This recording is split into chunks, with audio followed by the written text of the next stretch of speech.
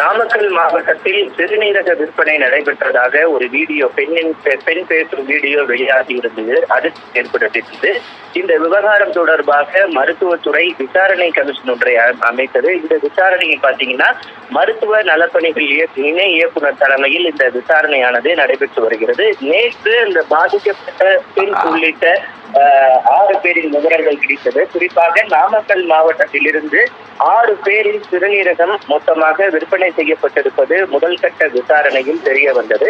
அந்த 6 பேரின் அடையாளங்களை விசாரிக்கும் போது, முகவரிகளை விசாரிக்கும் போது அதில் ஒரு நபரினுடைய முகவரி மட்டும்தான் உண்மையானது என்று தெரிய வந்திருக்கிறது.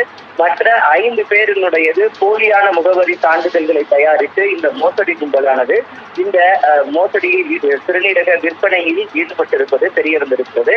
முதற்கட்டமாக இந்த 6 பேரின் கொடுத்திருக்கக்கூடிய முகவரிக்கெல்லாம் சென்ற அந்த விசாரணை குழுவானது விசாரணை மேற்கொண்டது. ஆனால் அந்த 5 இடங்களில் யாரும் இல்லை, போலியான முகவரி என்று தெரிய வந்தது. ஆனால் ஒரே ஒரு நபர் மட்டும் சிறுநீரக அவர் அறுவை சிகிச்சை செய்திருப்பது உறுதி செய்யப்பட்டது.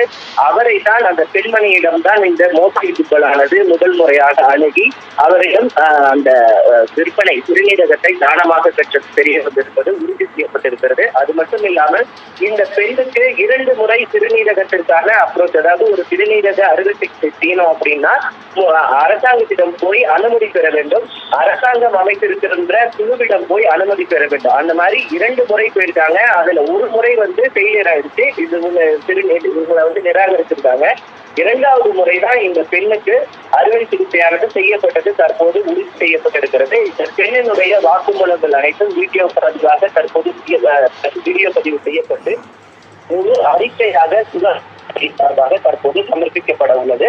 அது மட்டும் இல்லாமல் இந்த விவகாரத்தில் ஒரு IAS அதிகாரி தலைமையிலான விசாரணை குழுவும் தற்போது அமைக்கப்பட்டிருக்கிறது. இந்த பெண்ணின் வாக்குமூலம் இந்த கிட்னி விற்பனை கும்பல் தொடர்பான விசாரணையில் மிகவும் முக்கியத்துவம் வாய்ந்ததாகவும் பார்க்கப்படுகிறது.